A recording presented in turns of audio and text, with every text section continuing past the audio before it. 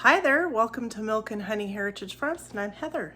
And thank you so kindly for being here and watching my video. So today, what we're going to do is we're going to do an Emarchency 25 video hosted by the Budget Preppers, Natasha. Her channel is hosting this Emarchency 25. So basically what it is a bunch of channels are collaborating and doing their take on what their view is to share with you their emergency type ideas to share with everybody so that you have some different ideas that you can learn off of and maybe share with other people. And the good thing is there's going to be a giveaway on April 5th at 7 p.m. Eastern Standard Time on the Budget Preppers. And I'll have that information linked down in the description. And also, I'm going to show you after I'm done talking here the different sponsors that are going to be involved in some of the gifts that will be being given away on April 5th, as well as some other things. Some amazing gifts, so please pay attention. I'll put a playlist of all the channels that are involved, so a way that you can be entered into the drawings is, number one, make sure that you make a heartfelt, individualized, different comment on all the channels participating. Make sure you watch their channels, thumbs up, all the good stuff, right? So make your comment on all those channels and hopefully you'll learn some amazing things. And then also, if you are going to the live on April 5th, which I highly recommend, make sure that you're in the comment section because there will be a randomized wheel for some giveaways as well. So I am excited to share with you what I'm going to do today. So looking at emergency situations can be different for all walks of life, right? All different situations, whether it's weather, health, maybe a good neighbor, friend, or family member lost their job or broke their leg or something. And do you have some things put in the pantry that you can help them with? So mine is going to be about pantry stuff, and I'm going to show you 4 things that you can do if you're in a pinch and you can't go to the store, say it's late at night and the store's closed, or the weather's bad, it's raining or snow or ice, or I don't know, whatever the reason could be. Here's some substitutes that I'm going to give you that you can use in your pantry in case you don't have the items needed to make what you need to make. So please join me, and when I'm done talking here, first we'll go over the wonderful sponsors in this collaboration, and then we'll get into what I'm going to do. Thank you very much. See you soon.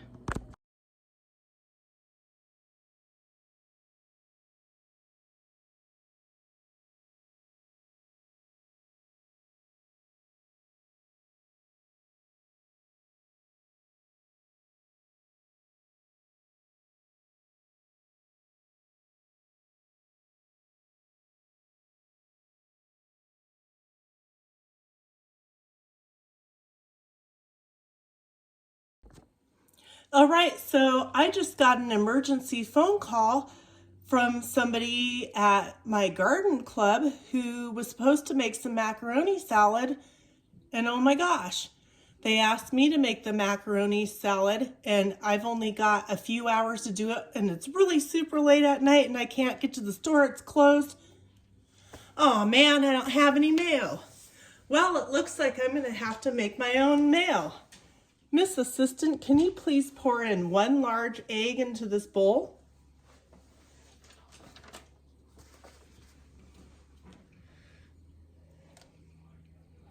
Assistant, can you pour in 1 tablespoon of mustard?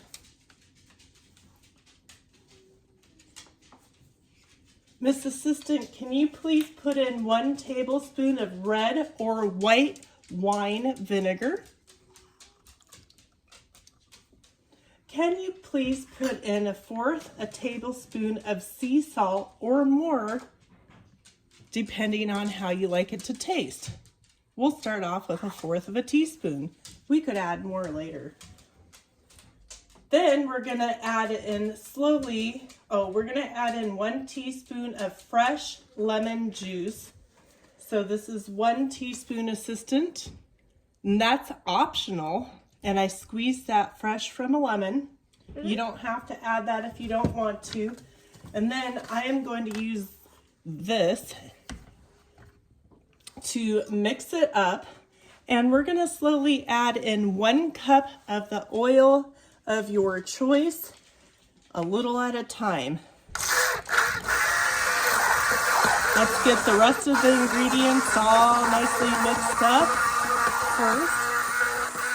And then we're just gonna slowly add in the oil. And soon we will have made mayo.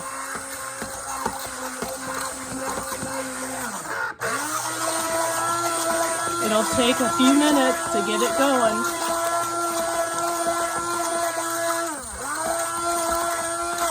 And I'll bring you back and show you the finished product of the mayo. All right, so the mayo's done. Now I can make the salad. Look at that.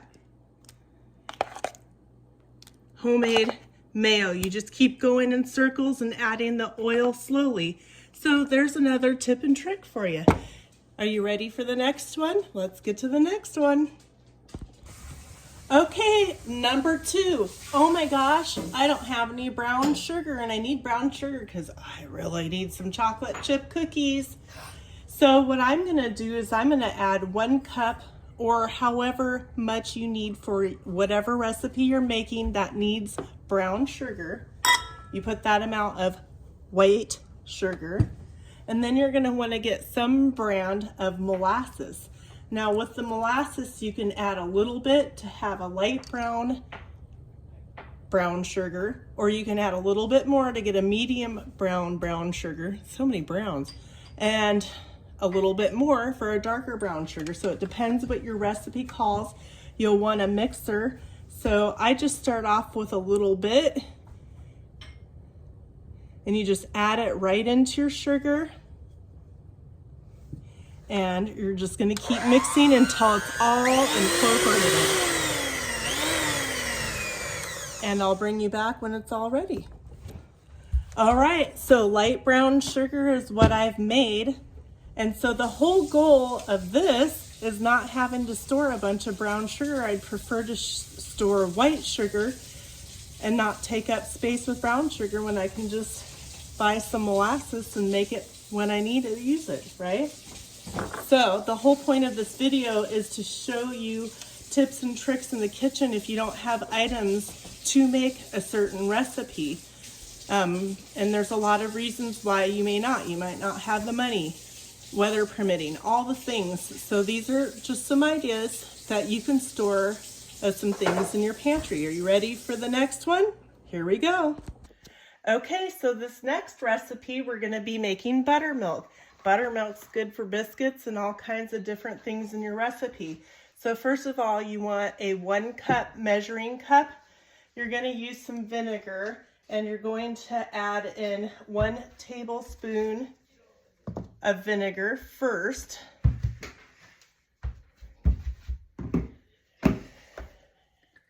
Whoop.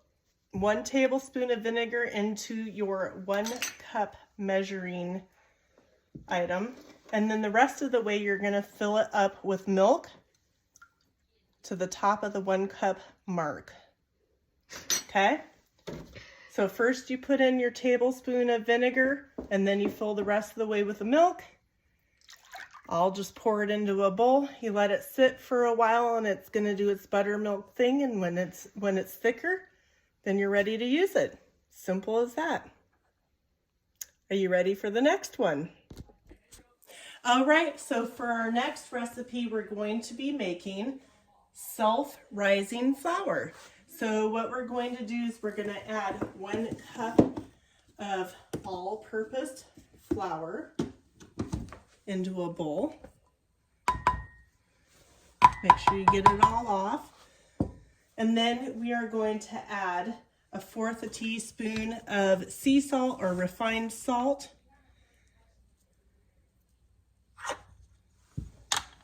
And then we're going to add 1½ teaspoons of baking powder.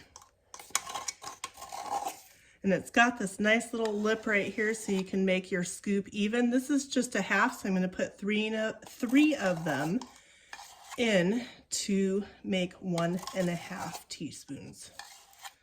Like that. And then you can use a fork or a spoon or a whisk and mix it around, and there you have self-rising flour.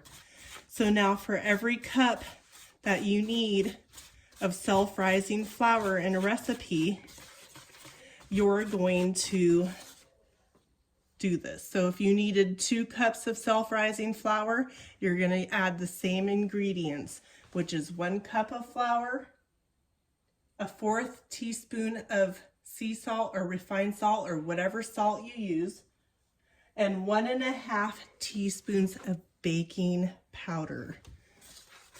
And there you have it. So these are some simple, basic pantry items that you can have on hand for an emergency, whether it's just for the garden club salad or so this milk is getting thicker and it's making buttermilk. And then we've got the self-rising flour. What else did we do? We did the homemade mayo. Look at that. Look at how thick it is. You can put any kind of seasonings you want. What else did we do? Oh, we did I did light brown sugar. You can do medium or dark depending on how much of the molasses you add. So thank you so much for joining me today. I hope this helps you and gives you some helpful tips and tricks. So make sure you go check out all the other videos.